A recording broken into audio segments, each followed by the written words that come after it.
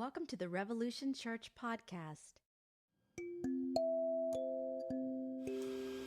Well, good morning, everyone. Welcome to Revolution. Good morning. I was just on Instagram, the other place, and Jessica Chastain just announced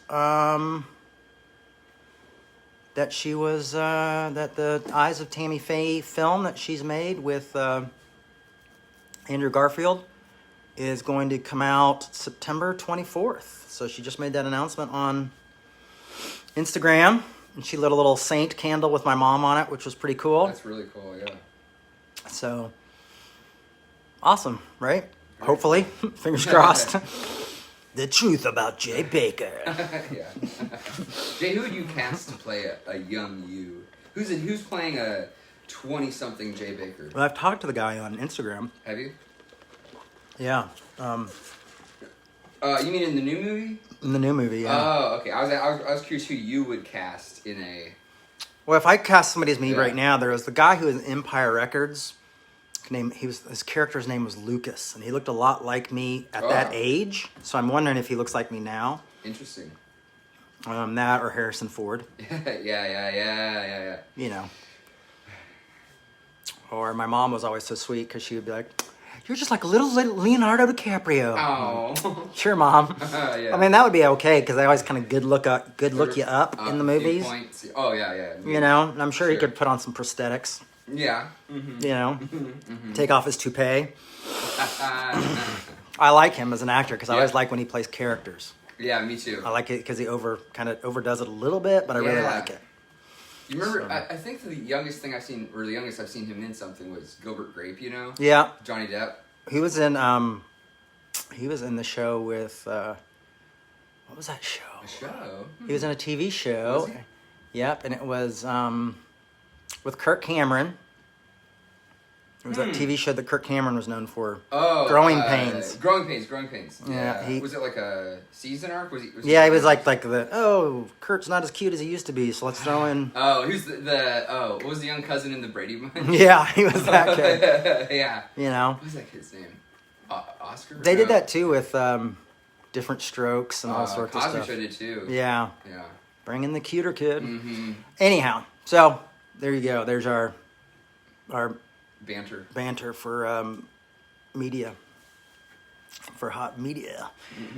So yeah, but there's somebody playing me, and they will be playing me in my early 20s, which is really weird. So I didn't know the movie went that far out, but it's pretty far out, man. Yeah, that is far out, man. So we'll see. Hopefully, I get to go to the premiere. Yeah. Le Promenade. Yeah. Hopefully, COVID's gone by then. Seriously. Oh boy. Let's start a war against COVID so we can all go to the premiere. You know, that's something that we need to unite. I mean, come on, bro. It's time to start worshiping my mom at a movie theater. Don't deny our rights. Hey, Why do we get that long-haired guy who does all the praise and worship and thinks that, you know, he has that Jesus super spreader shirt? Get him involved. Oh, no. Yeah, because he seems to really like causing a lot of trouble.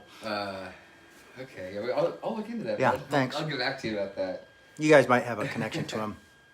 Yeah, I'll look into that. So, we've got Galatians 4 today. And before we get into that, there's a few things I wanted to talk to you guys about in the congregation. So I like to get the crappy stuff out of the way first. So fundraising. I want to watch people watching on Facebook numbers drop. So basically, I've just been kind of going over where we are financially, and we raised some money to get some new equipment. Unfortunately, we have to wait forever for GoFundMe to send it to us, so we're waiting for that. And I've sent a request asking them when that's going to make it, but we haven't heard back. So we're looking forward to that. Also, what I've kind of looked, and it's about 3 donors right now that are really helping us stay afloat. And so what I wanted to ask some of you guys is if you're out there, and I know we're all going through a financial rough time right now. You know, it's not fun for anybody. But like even just $1,000 a month extra in our fundraising would make a huge difference. Now, I don't think any of you out there have the bank account to just write $1,000 a month to the church, but maybe you do. I don't know. If you did, that would be phenomenal. Or if 2 of you could give $500, or 4 of you could give $250, or my math stops going after that point. But we really could use the support, and what I want to just say is not I know you hear this all the time, but even little bits really do help. Like if you're like, hey, I'm just going to give $5 a month, $10 a month, or I can give $50 a month. That helps us do this, keeps us going. We're still trying to get to the budget up to the point where we can add Caleb into the budget.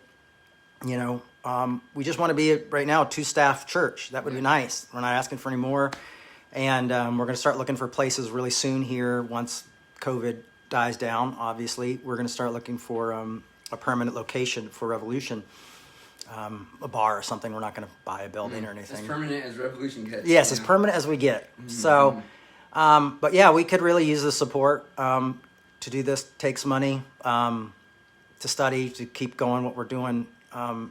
We'd like to do more, but really the church is financially strapped. I mean, transparency, I haven't received a full check in quite a few months. So if donating is something you'd be considered, we'd love it. It's revolutionchurch.com.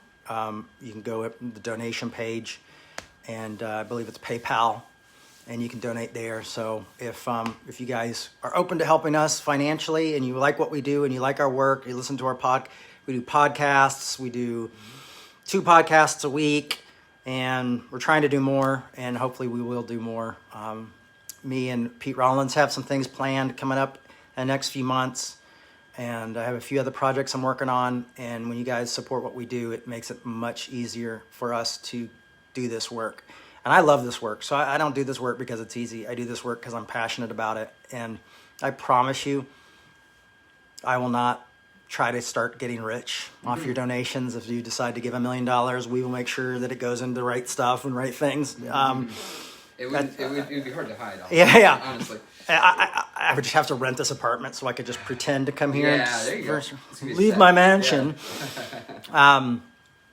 Yeah. So that would help. That would be great. And obviously we're trying to, a lot of people are interested in my mom's work, and I think part of what Revolution does is helps carry on the type of work that my mother did.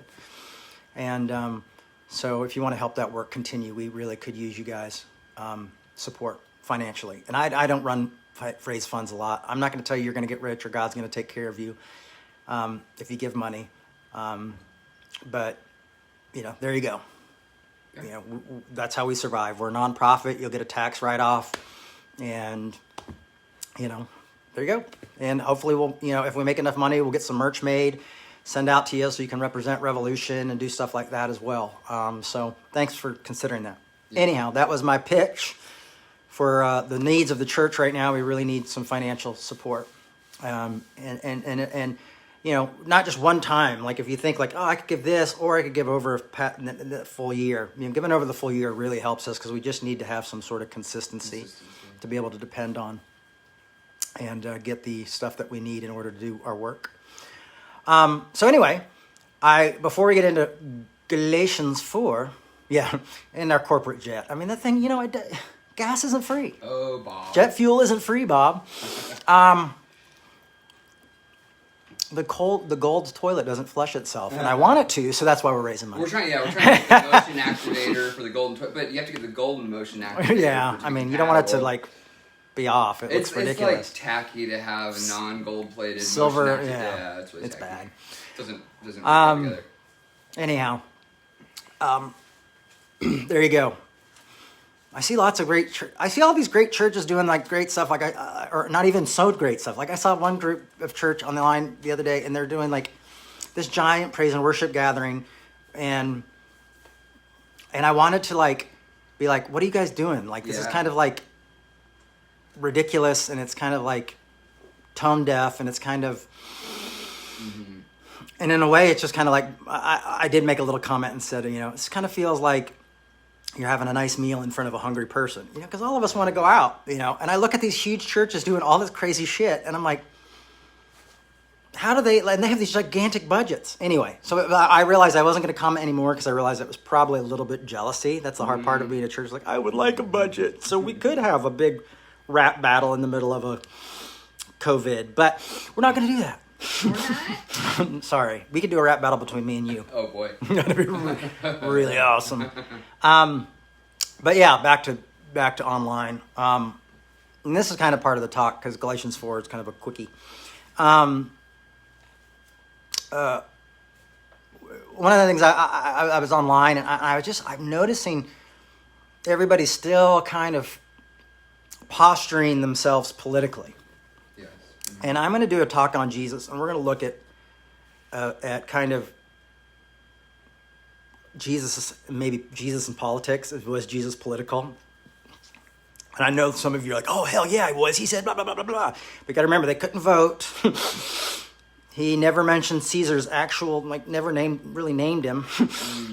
So it's interesting. I just have some interesting ideas, and I think we're going to try to do that in the next few weeks or month. And go through that. But I saw today, there was a conservative guy speaking at a Calvary Chapel church. And I always kind of dug Calvary Chapels because that's where the hippies went. But I know they got a bit conservative. But they had this conservative Republican guy talking about canceling a rapper, a Christian rapper, because he supported a Democrat. And I was just like, God, I'm like, this stuff drives me crazy. And Camilla Harris. I have a bad thing with names. And then if somebody says, if you don't say the name right, you're really bad. So then when you say that, it gets in my mind and it just goes through and I'll never say it. Is technically correct. Yeah, and it's Swiss, I believe. Is it? Camilla is Latino. Oh, okay. Camilla. Don't quote me. Camilla Nobody Harris. quote me, please. Anyway, sorry. I think it's I saw another Southern Baptist preacher talking about calling her Jezebel.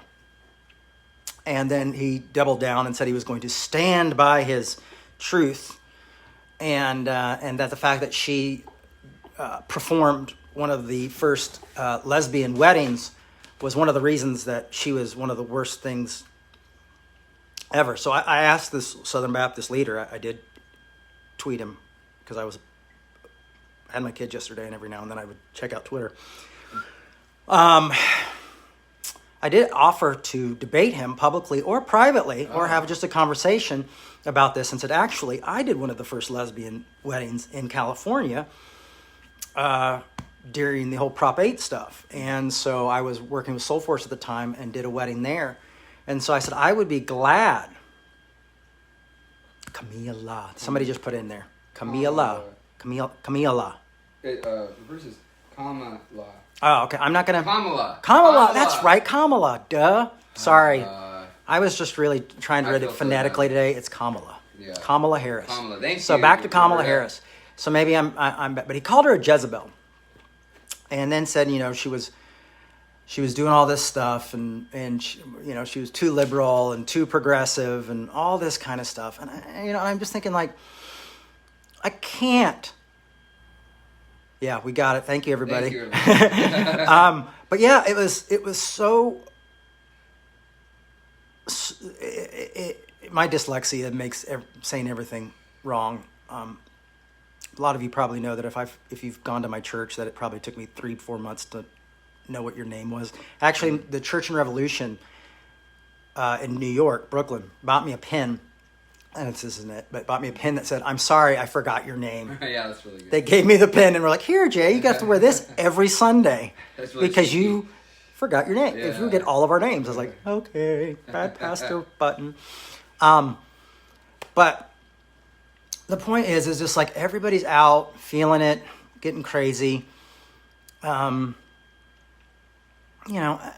just kind of sometimes just wish the church would just back off a little bit, And so I'm not going to just hit my conservative friends. I'm going to hit some of my liberal friends as well. I mean, there's this one guy who keeps talking about how horrible the Trump supporters are and how they're all really bad and how we have to live in fear now. And I'm like, this whole idea that we have to take the action of a few and then project it onto the whole is not getting us anywhere. And to the point of this one person who does these Instagram and tweets is that I literally wonder, like, in the next 6 months what they're going to do with their career, because all they've done is talk about how horrible Trump is and how horrible conservatives are and Republicans are, and did it before even the second one. I mean, he's been doing it for years, and it's just, I'm like, how is this Christianity? You know, that we're still sitting here arguing over who is the greatest Caesar? Who am I going to put my faith in? When if we are really a part of a religion called Christianity, I thought the idea was that we put our faith in Christ and that we can do all things through Christ who strengthens us, you know, no matter what. And that's a verse that Paul wrote when he was in prison. And he was in prison because of the government. The government has not usually done a lot of great things for Christianity, biblically speaking, in biblical times. And so I think for us, it's like, I don't know, I just start feeling fatigue and starting to feel like I don't want to have anything to do with the church anymore. Like, it's gotten so political, it's gotten so mixed up with politics and who's in and who's out. It just makes me feel exhausted. Yeah. You know, and I'm like, you know, oh, well, here the conservatives are back at it. Oh, here the progressives are back at it. You know, and it's one of these things where it's like, I get that we've got to talk about particular issues. I know we've got to protect each other and have good conversations. But maybe Twitter, maybe 140 characters, I think they added a few years ago, but maybe 160 characters aren't enough to express those type of things. You know, maybe things like calling your congressman and protesting and writing letters and reading really great books helps. But I feel like the body of Christ in Christianity is so divided over who's Caesar, who do you say Caesar is? Right. You know, whose picture's on this? You know, it's like, so we're going to fight over that and allow that to destroy the church. And because we all refuse to talk to each other, but we'll talk at each other. And to me, this... Or about each other. Yeah, doesn't... Like, even with Paul, you know, Paul writes this letter to the Galatians, you know, and he's confronting them straight on. He's defending himself. He's defending his message. You know, he's showing where he's at. You know, he has the facts and he's going straight to the folks. And I think social media has just divided us in such a great way that I'm just... Honestly, like, I'm like, why do I do this? You know, and people bring up stuff to me about the church. And someone brought something up to me the other day, and I said, well, this is why I'm glad I don't really feel like I'm part of the church. You know, like, I don't really feel like I'm part of the Christian culture anymore. You know, I run a church and I pastor church, but I just don't feel like I'm in deep in that culture, because I can't be, because it's become such a toxic place with evangelicals and mainliners. You know, everybody keeps drawing lines in the sand. And that's not the message of Christ. That wasn't the message of Paul. Maybe you can say that was the message of James a little bit, or you can argue about Peter, or maybe 1 John or something, but I don't think so. But some of those things, you know, maybe the Book of Revelation, you know, maybe we can go back to the Old Testament. But the idea is that we're just constantly picking each other apart in a religion that's supposed to be based on loving your enemies and forgiving one another and restoring each other. Like, when we get into Galatians 5, it's all about restoration. And it's all about saying, you know, if you think you're too good to help somebody, you're kidding yourself. So, I don't know. I'd like to see a lot less division. So I guess what I'd ask some of you guys today is, listening wherever you're listening, are you a part of the division? What part are we playing in the division in the church? Now, I've got some great accusations I can give towards the church, but it wouldn't really be like worried about politics as much as it would be worried about who's loving their enemies, who's loving the other.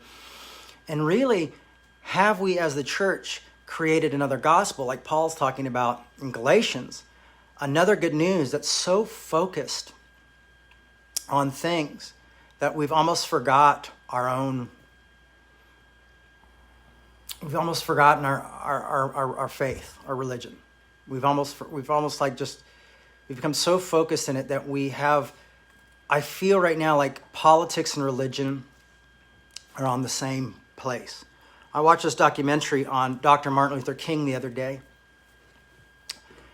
And Dr. King had to make some huge decisions along the way, obviously. But one of the biggest decisions he struggled with was talking about the war in Vietnam. And he was extremely anti-Vietnam. And he spoke out against Vietnam. And the president called him into his office and said, listen, took him on a walk in the Rose Garden and said, I can't have you talking about Vietnam. I can't have you talking negatively about Vietnam. And they always tried to tell him things he had to do and didn't do, and sometimes he didn't listen, and sometimes he took it into consideration. But one of the things, I think it was 12 to 18 months where he did not speak about Vietnam because he was so focused on the civil rights issue that he thought, well, if I don't have a voice at the White House, civil rights may not move forward. And so he was silent on Vietnam for about 18 months. And this is the one thing, is silence isn't one of the things you think about when you think about Dr. King. You always think of his great quotes about not being silent. But interesting enough, what I found from this documentary is that some of the stuff he says there becomes a time when it becomes betrayal not to speak out. But this came from him spending 18 months thinking about the best way to confront the Vietnam War. But it took time. And what happened was he went to an airport and picked up a magazine and saw pictures of these kids who had been mutilated in the Vietnam War. And just burns all over most of their body and different things like that. And he couldn't be silent anymore. But he had to make the decision, do I lose my place politically do I lose my voice with the president in order to speak out against these atrocities? And I think you could argue both were for his work were arguable, but he decided that he could no longer be silent about Vietnam. And he spoke out against the Vietnam War. And he lost his voice with the president. And he was assassinated about a year later, I believe. If not even quicker than that. He started the Poor People's Campaign and doing things like that. But he became very unpopular because of speaking out on the Vietnam War. And so, it's, I guess the point is like, I think we've got to choose choose wisely what we talk about and what we fight and what we fight each other about. And like, I think about fighting like who gets to go to heaven as like fighting about like how many freaking angels can dance on the head of a pin. It just doesn't make sense. So how does it affect our day-to-day loving each other? And calling each other names and scapegoating each other and the other. It's just not biblical. It's not in the Bible. It's not part of this religion. And it honestly just hurts us as human beings, as community. And it doesn't build community. It doesn't build a movement. It tears a movement apart, and it keeps a movement from happening. And I think so. I just say there's a better way to go about it. And over the next few months, we will talk about different ways that maybe we can go after that. I think one of the reasons I'm reading a book right now on capitalism. And because I'm realizing that capitalism plays into so many of the issues that we talk about right now, and so many of the things we're arguing over. And it's almost like capitalism is this disease that plays into our minds, which leads to racism, the us, the them, satisfaction, not being satisfied, getting what we want, and it's like, instead of, we're not attacking the disease. We're just attacking the symptoms. We've got all these symptoms that are just coming up everywhere. Mm-hmm. And so I've been thinking about how can we talk about attacking the disease rather than the symptoms? Because a lot of us are showing symptoms. And we're showing those symptoms in scapegoating and judging others and wanting to be right and wanting to be the ones that have it together and the need for that satisfaction that it kind of creates within us and the chemicals that it releases when we feel that way and when we righteous signal to one another.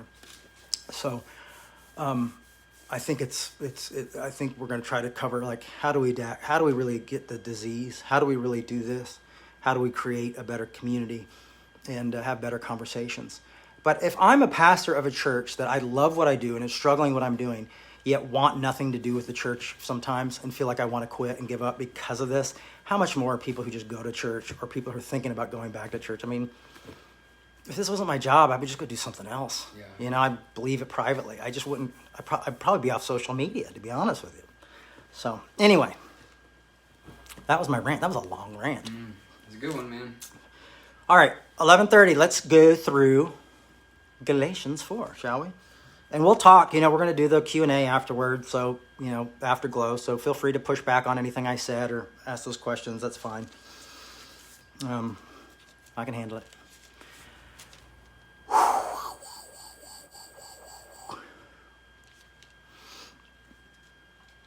So Galatians 4. My point is this.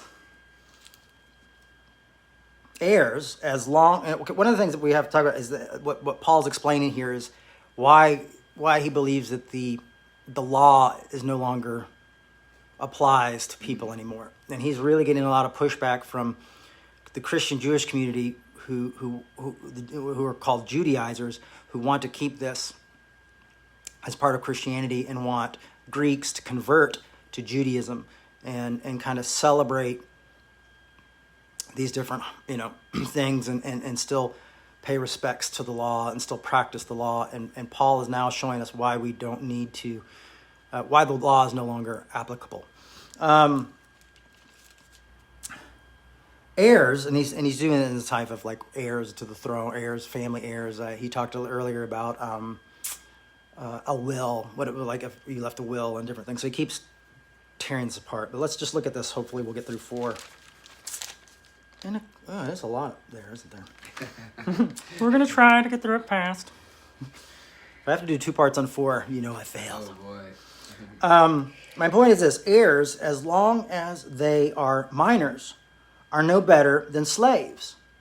Though they are owners of all the property, but they remain under guardians and trustees until the date of set by their father. So 13 probably at this time, but 18 nowadays. So with us, while we were minors, we were enslaved to the elemental spirits of the world. But when the fullness of time had come, God sent his Son, born of a woman, born under the law, in order to redeem those who were under the law, so that we might receive adoption as children. And because you are children, God has sent the Spirit of his Son into Spirit of his Son. Spirit. Hold on, sorry, I lost my place. You are children. God has sent his Spirit of his Son into our hearts, crying, Abba, Father. So you are no longer the slave, but a child. And if a child, then also an heir through God. So what he's saying is Christ is kind of the fulfillment, our reaching the age of being no longer under this protection of the law. So he really sees the law as not something that was these demands of be right, be wrong, but something that was supposed to protect us until we could experience grace in its fullness. And now we're all heirs. Goes on to say in 8, formerly, when you did not know God, you were enslaved to beings that by nature are not gods. And Paul is very particular about worship of idols. He does not like idol worship. And matter of fact, when the LGBT stuff that people feel like are clobber scriptures in Rome are actually Paul confronting types of worship to other gods. And so Paul's not a big fan of gods and of other gods and idols. That is Paul through and through. So Paul. And it's so Paul. Oh, yeah. Paul. And so when he's talking to he's talking to groups of people who just aren't Greeks, but also in Galatians, these Gauls, there were warrior tribe of almost like Viking types who were known to go to war with communities.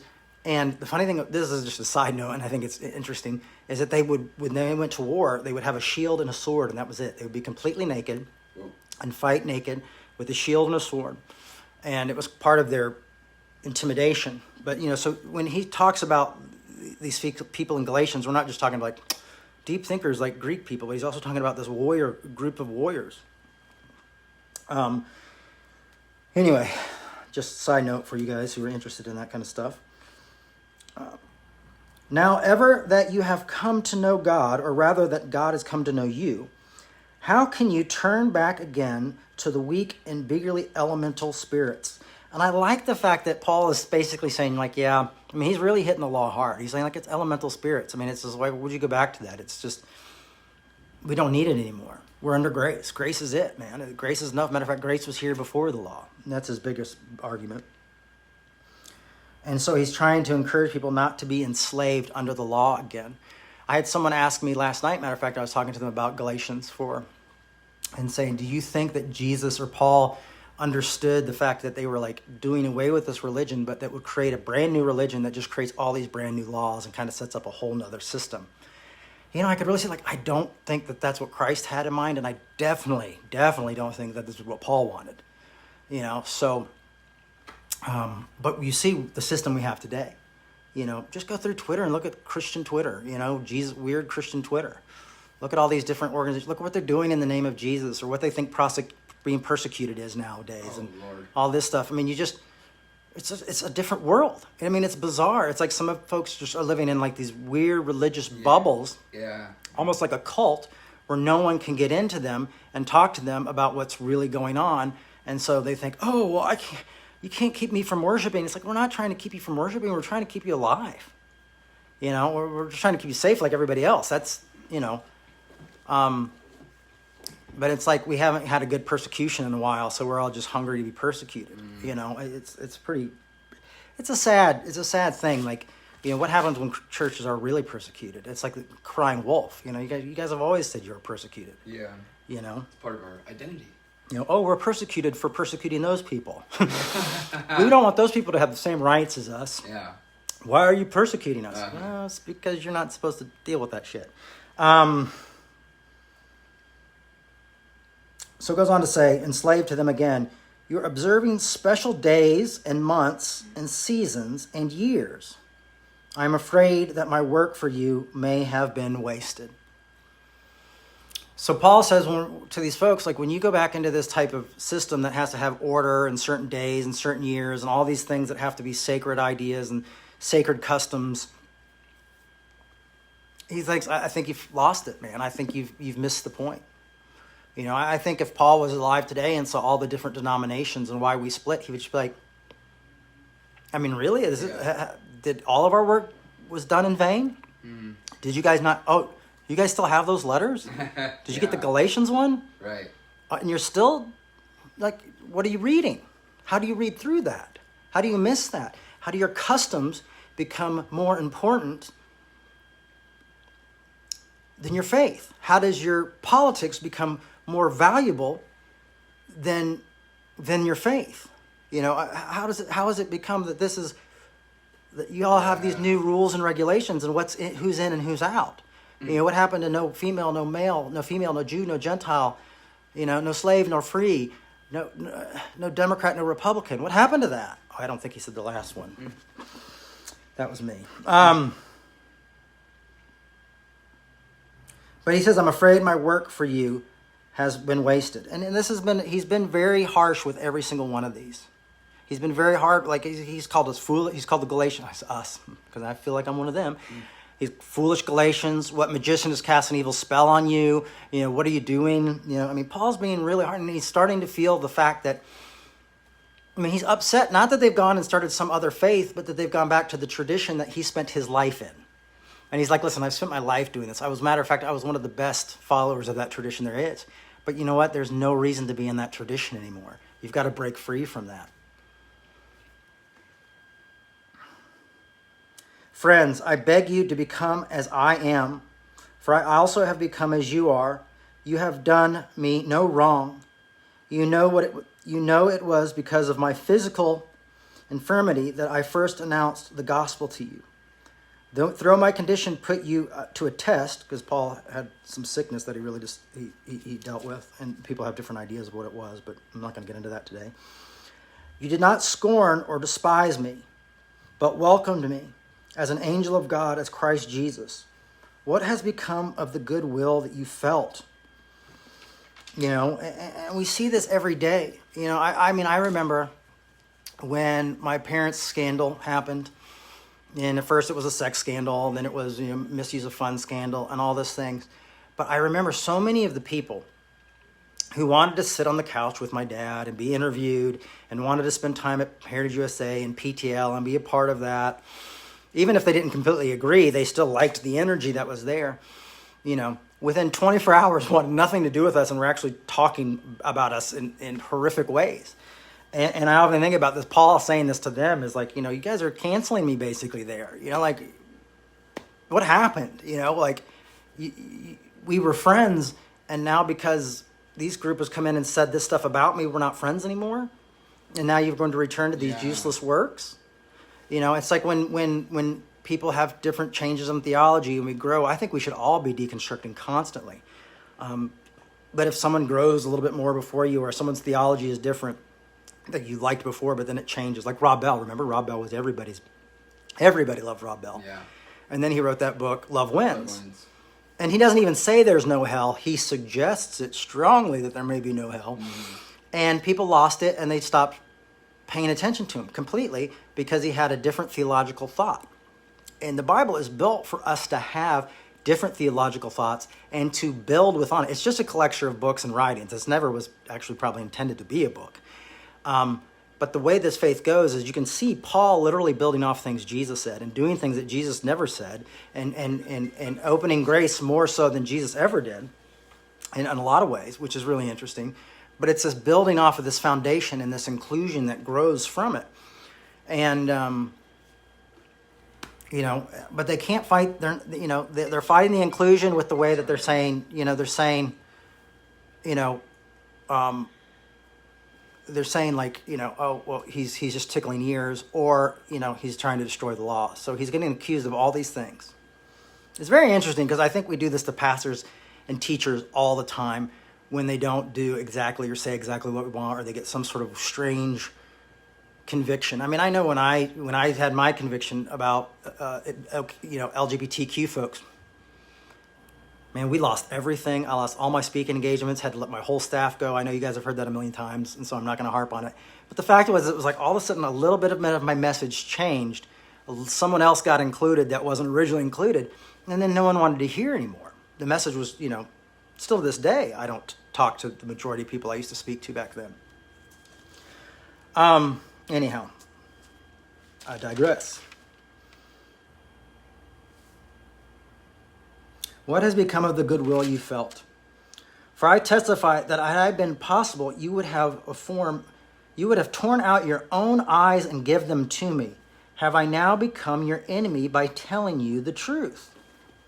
And I think this is something that pastors will always struggle with, and I think it's pretty good. But unfortunately, I think a lot of us say like, oh, well, you can't love those people. Sorry, I'm just telling you the truth. And so we have to kind of, because everybody wants to play the thing of like, well, I'm just telling you the truth. I didn't make up the rules,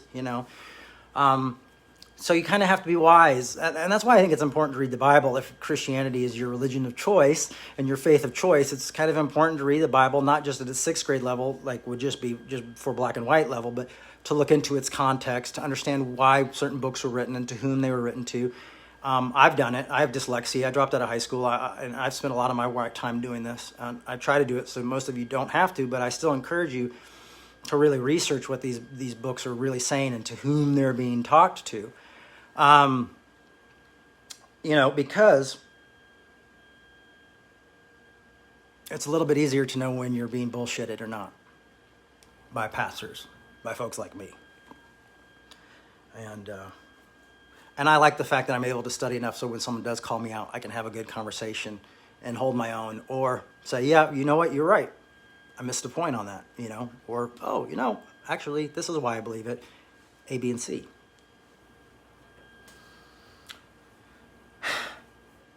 They make much of you, talking about the Judaizers, but for no good purpose.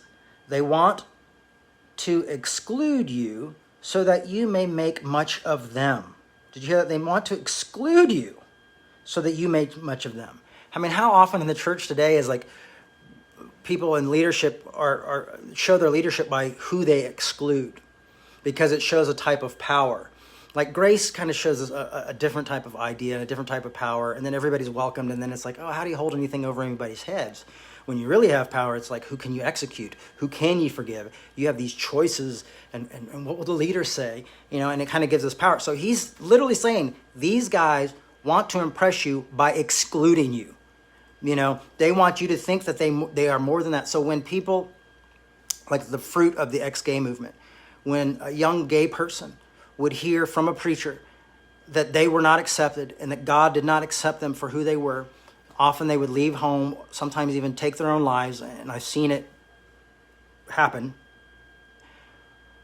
And these preachers were getting power from who they excluded, to the point of people taking their own lives. And they still stood there and was like, I have to stand. This is where I'm going to stand. And I'm going like, really, when the fruit of your ministry, when the fruit of your religion is people taking their lives, being homeless, mental illness, and suffering, it's time to maybe look and say, well, are these the fruits of the Spirit? And we're going to talk about the fruits of the Spirit next week. And I will tell you right now, spoiler alert, those are not the fruits of the Spirit. They're the actual opposite.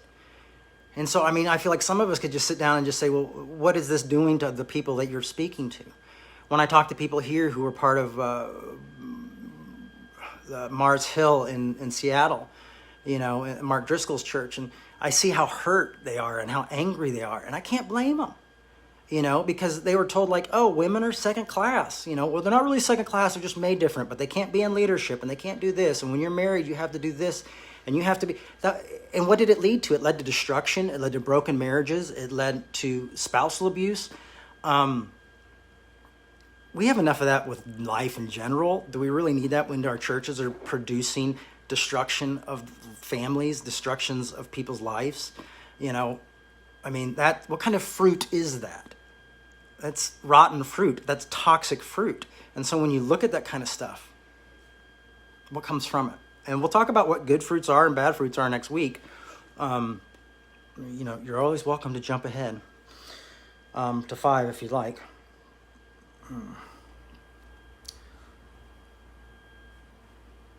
So, they want to exclude you so that you may make much of them.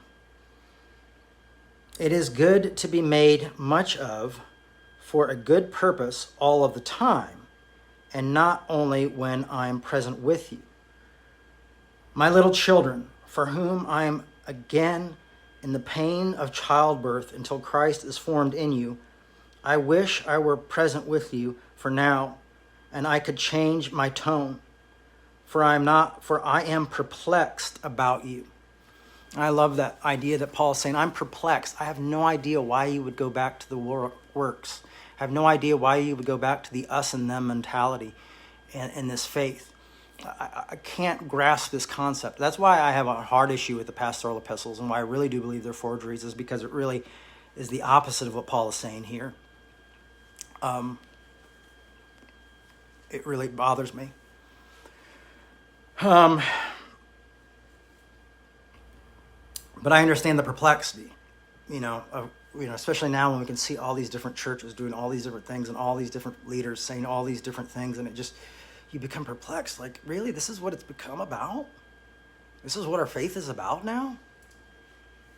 And the fact that they play to a certain crowd, and it's like, and honestly, people are eating it up. Like the examples I used earlier about the conservative guy saying this thing, or the worship group having the big worship wrap-off fest, thousands of likes, the guy who goes on and says, all conservatives are bad and they're horrible people and they're dangerous and we have to fear them. I read through the comments and I was like, I've never had that many comments on anything I've ever written. And I'm going through the comments, oh, you're reading my mind. Oh, you're speaking on my behalf. Oh, that makes me feel so good. Oh, yeah, you're right. And no one pushing back being like, dude, he lost. Let's move on. None of that. Just hundreds of people going like, yes, this is right. Oh, you really hit the mark. And for me, I'm like, I'm not going to jump into a pool of piranhas when they're hungry. I want to and be like, hey, have you rethought this? But I'm like, probably not the best timing. And timing is a lot. I've realized in my life. So yeah, it's tough to see what we continue to go back to. We're like, the Bible talks about the dog that returns to his vomit. And I honestly feel like we do that. We have to continuously create a new system that somehow makes it hard or somehow separates us from them. But the great thing is it's like, at least with my progressive brothers and sisters, they're doing it. Well, the politics separate us, but sometimes my conservative brothers and sisters, it's more like the faith separates us. And I'd rather have politics separate me than faith separate me. But I'd honestly rather us not to have to. I'd rather us like learn how to be adults and have really good conversations and tough conversations and arguments. But I understand how hard that is. I'm 45. I think I didn't learn how to not be a people pleaser until I was probably 43, and really be comfortable with myself until I was probably 43. So I know it takes time, But I'm going to keep saying this stuff because I just want to help people think well. That's all I can do is encourage you to think well and think critically. And if you think what I'm saying is bullshit, that's fine. I mean, you're here and we're talking about it, and that's, for me, a win,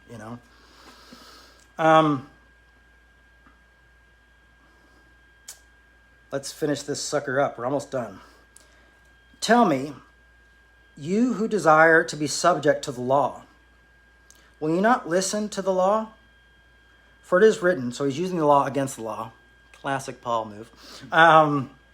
For it is written that Abraham had 2 sons, one by a slave woman, and the other by a free woman. One, the child of the slave, was born according to the flesh. The other, the child of free woman, was born through the promise. Now, this is an allegory, which I think it's important that he says this is an allegory, because he's not saying this is literal, who's in and who's out. This isn't about lineage. He's saying this is an allegory. Allegory, thank you. And this is an allegory. So I think that's important, because otherwise everybody thinks Paul's a bastard already, so let's just try to help him out a little bit, right? These women are 2 covenants. So he's saying they represent the 2 covenants. One woman in fact, is Hagar from Mount Sinai, bearing children for slavery. Now, Hagar is Mount Sinai in Arabia, the correspondence to the present Jerusalem, for she is the slavery with her children. But the other woman corresponds to Jerusalem above. She is free, and she is our mother. For it is written, rejoice, you children, you childless one, you who bear no children.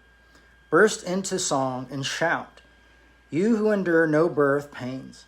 For the children of the desolate woman are more numerous than the children of the one who is married. Now you, my friends, are children of the promise, like Isaac. And he's adopting us all. He's adopting all of us non-Jews right now. So we're all, that's me, most of us, some of you are Jewish, so you're already in. Good for you. But some of us are getting adopted, and I'm really happy about that. And I think it's very cool. But now you are his friends. You are children of the promise. Now, we're not only just children, we're friends. You hear that? You're friends.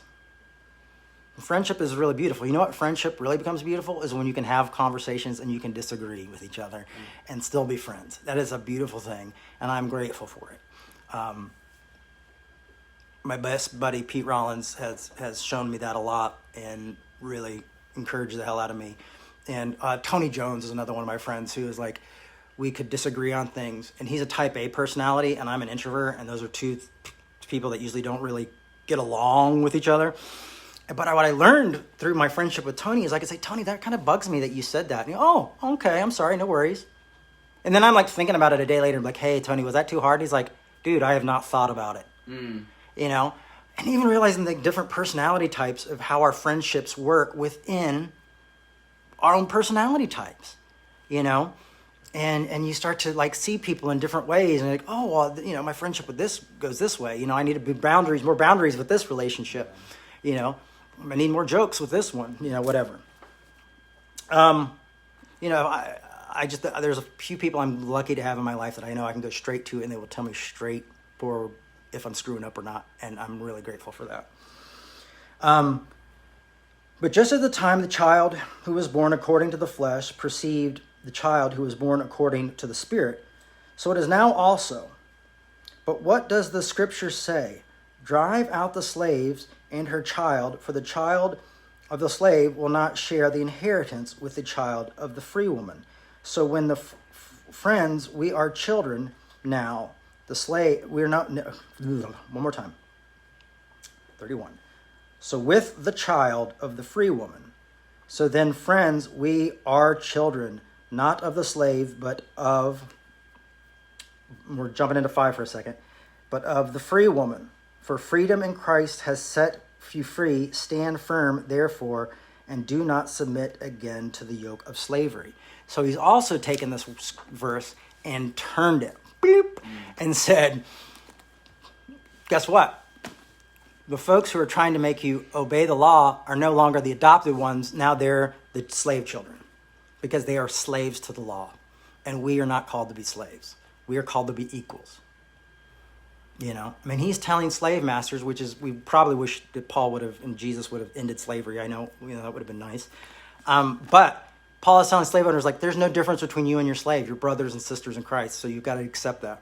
So just sleep with that on your pillow every night, And now he's telling the people who are under the law, he's like, basically, if you stay under the law, you've become slaves to the law.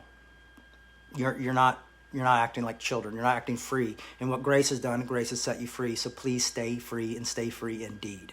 So that is Galatians 4 today. Let's open up for Q&A, Afterglow.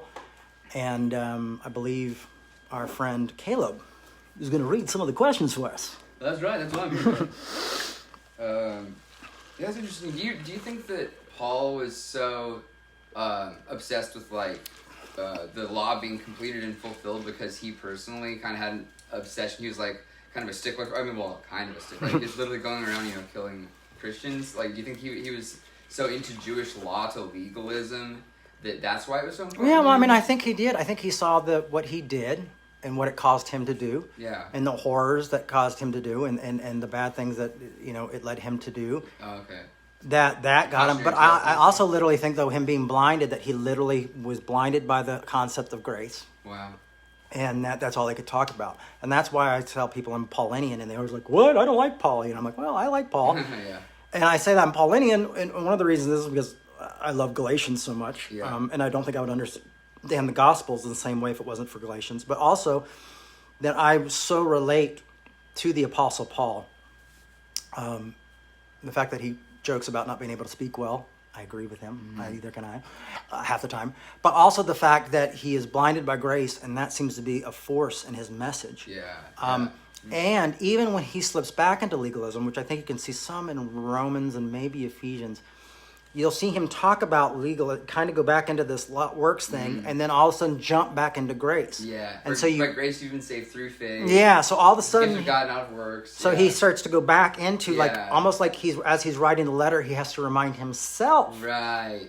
That he has to remind himself that grace is there. Great because point. I think the human nature is for him to be a leader, to control, hit the way he was raised, is to control people and to tell them how they should live. And then he'll have to say stuff like, oh, well, this isn't from God, this is from me. So Paul has these moments.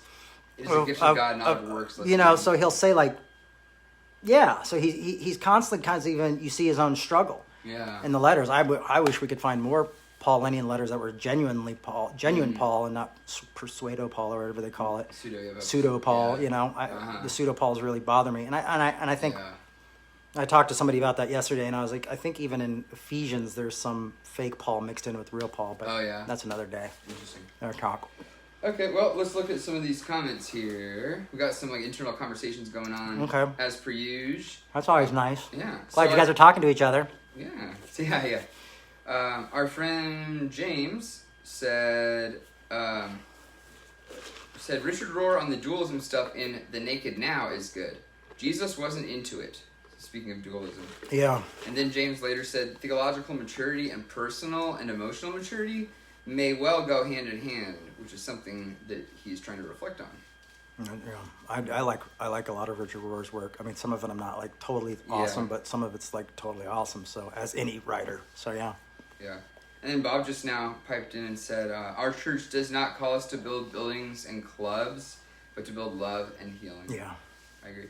And then Thomas and Zoe have had a nice back and forth going on. I think maybe I'll just read it back. Is maybe the best? Yeah, I'll try that.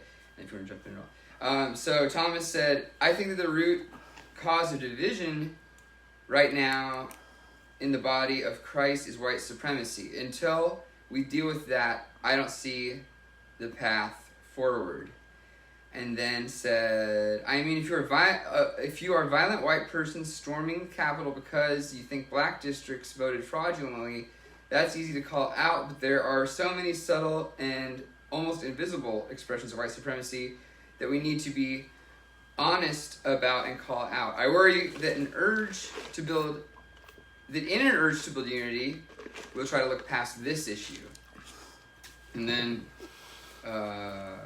Zoe responded and said, 100% agree, Thomas. Thanks for speaking up. We can't have unity if we don't call out this deep-rooted soul weed in our churches. In our history, our culture, and even in our theology, I hope that a good result of these things being expressed in the wider culture is that we, the church, also deep into ourselves and begin the hard work of weeding it out.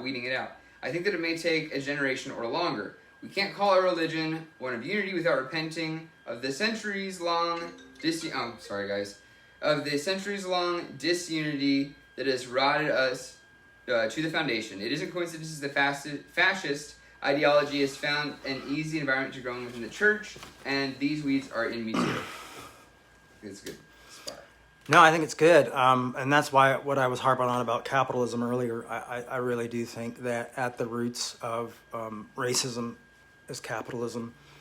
I think it plays a big part in it. Matter of fact, how was this country built? On the back of African American folks, on black folks, because of slavery. Yeah. And what more pushed capitalism was slavery. Right. It was a huge movement. Right. So yeah, so that's. I agree. I'm probably spending too much time in philosophy, so when I'm not talking about racism and I'm talking about capitalism, I'm often putting those two in relation. I think, I think Christian supremacy needs to end. White supremacy needs to end. I think any type of supremacy it needs to be dealt with. Yes. And I also believe that, there has to be justice. Yeah. And in this system that we're supposed to have justice, unfortunately, the justice system doesn't always work for people. Sometimes it works for people, and often it works against people.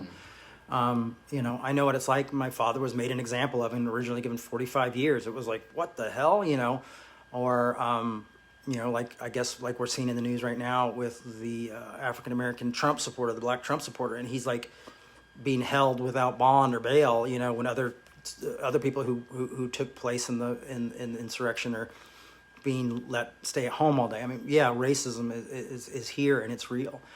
And we've got to fight that. And we've got to fight the roots of it as well. Yeah. And I think that as a community, we need to find where our strong places are. I mean, that's why I love Brother Cornel West. He just tells it how it is. And I really would encourage and lead people to listen to the words of Cornel West, because he understands Dr. King. He understands civil rights. He understands the Black Lives Matter movement. And he also understands the dangers of capitalism and the dangers of, big media and where the money's coming from. And then the fact is that the Democrats aren't the saviors. Politics, we're going to have to do more than politics. We are going to have to make a change as well. And we should hold our politicians accountable, but we should be looking at them as people we're trying to hold accountable and people we're trying to change, not people we're expecting to do the job for us, because right now they're not doing the job for us. Right. And that includes the new regime, the new president as well. Yep, absolutely. Yeah. What else we got? Anything? Yeah. Let's see here. I'm just reflecting. Sorry. April said more people need Jay and Caleb in their lives. I challenge friends to be bold and get this word out. Also, if you're watching this, donate to support these guys, even just a few bucks. Hey, thanks, April. Yeah, that's nice. We could really use the support right now. Absolutely. Hey, Ray. Ray is here. Ray says, that's crazy. I'm not sure what he's responding to. That's crazy. I hadn't heard that. How can there be allowed to be such a disparity in remand decisions. And what decisions? He said demand and then corrected it to remand. Remand? I'm not sure. Remand? Must be one of them Irish words. Yeah, this is a great time to get informed. And I say that out of personal, for myself, like I've learned a lot this past year about privilege and stuff like that. And not just stuff like that sounds like dismissive, but there's a lot of good resources out there right now. Yeah, great resources. Yeah. I think that might be about it. I'll say real quick, Jay, because you and I were talking about this earlier. If anyone out there wants to be on a Meet Your Congregation episode, or scheduling those, I'm kind of just waiting for more comments to come in. No, I mean, if there weren't that many comments today, great. Back and forth. I expected some pushback today, so thanks, guys, for that. Thanks for your comments. Thanks for joining us today.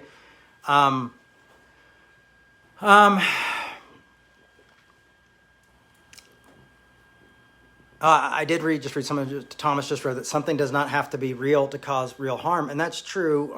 And I think we do that a lot with Christianity. It is funny that often we say, like, "Oh, I can't believe Christians believe that," and they believe that God came down to his woman and got her impregnated, and then was raised as a carpenter and was a God man. So Christians, we do have to remember, we do believe some really wild stuff. But hopefully we can be rooted in love and in grace. And I think if we're rooted in those type of things, I think sometimes with my own work here is that sometimes I leave some things unspoken because I sometimes think it's a given. Yeah. And I remember one time I saw this quote from the guys in I remember reading a quote from the guys in The Clash, and it said, we want people to know that we're anti-racist, anti-fascist, pro-love, pro-unity, and I remember thinking, like, really? Like, you had to remind me of that, but I guess you do have to be reminded of that, often that we, who people are and what they believe, because sometimes I think I get caught up in thinking, like, well, my work will speak for itself. And, of course, that's a no-brainer, but I guess sometimes it's not, and sometimes you have to be a little bit more obvious in order to make sure people know where you're at. But I think great conversation, guys. I enjoyed listening and peeking in onto your conversation today, and I appreciate this community so much. And you guys are really making this church better through these comments. So know that there are some Facebook comments that are edifying and building up and making sharpening the community and making it better. So when people say, hey, all the comments on Facebook are a dumpster fire, I can actually say, well, Revolution, we actually have some really good ones. And I'm grateful for that. Yeah. So have a good week, folks. Think about these things, and I'm really excited about Galatians 5 and next week. So bring your questions, and we'll talk about it then. Thank you so much. Be blessed.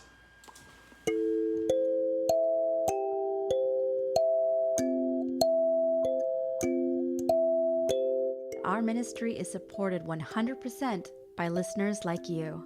To make your 100% tax-deductible donation today, please visit revolutionchurch.com/donate. You can also learn more by clicking the donate section on the website.